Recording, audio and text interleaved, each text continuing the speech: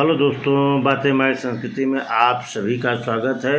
तो आज हम आपको ये बताएंगे कि रावण त्रिलोकी विजयी कैसे हुआ, त्रिलोक की विजयी कैसे कहलाने लगा। तो चलिए हम आपको इस वीडियो पर ले आते हैं, चैनल पर अपने वीडियो के माध्यम से आपको ये सारी अच्छी जानकारी देते हैं। तो रावण का त्रिलोक विजयी होना उसकी कठोर तपस्या और शिव भक्ति और वरदानों का परिणाम माना जाता है। कुछ ग्रंथों और कथाओं के अनुसार रावण बहुत बड़ा तपस्वी था और रावण बचपन से ही बहुत ही पराक्रमी और विद्वान था और वो ब्रह्मा जी को प्रसन्न करने के लिए कई वर्षों तक बहुत घोर तपस्या किया था। और तपस्या में उसने अपना एक एक सिर काट कर ब्रह्मा जी के सामने अर्पित करता था। जैसे ही रावण अपना 10वां सिर काटने को तैयार होता है, ब्रह्मा जी उसी समय तुरंत प्रकट होते हैं और उनको वरदान मांगने को कहते हैं। तो रावण ने अमरत्व का वरदान मांगा, परंतु ब्रह्मा जी ने कहा कि यह वरदान तो संभव नहीं है। तब उसने मांगा कि देवता, दानव, गंधर्व, यक्ष और राक्षस आदि तब किसी से भी उसकी मृत्यु न हो। तब ब्रह्मा जी ने यह वरदान उसको दे देते हैं। मनुष्य और वानर को उसने बहुत ही तुच्छ या निम्न समझा, उनसे सुरक्षा नहीं मांगी इनके लिए। यही उसकी सबसे बड़ी भूल बन गई है। रावण शिव का बहुत ही परम भक्त था। उसने कैलाश पर्वत को ही उठा ले आने का प्रयास किया।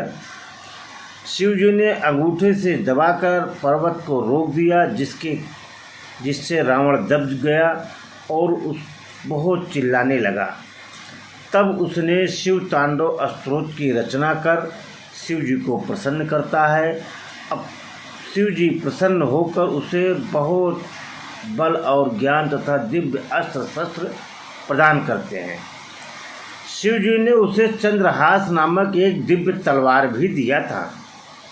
वरदान और शिव कृपा से बहुत शक्तिशाली बनकर रावण ने सबसे पहले असुरों को अपने अधीन किया। फिर उसने देवताओं को पराजित कर स्वर्ग पर अपना अधिकार जमाया। यम, कुबेर, वरुण, इंद्र तथा उसके भय से सभी कांपने लगे। रावण ने इंद्रासन तक हिला डाला, जिससे देवगण भयभीत होकर भागने लगे। पाताल लोक पर भी उसने अपना अधिकार जमा लिया। वहाँ के नागों और दैत्यों को अपने बस में कर लेते हैं।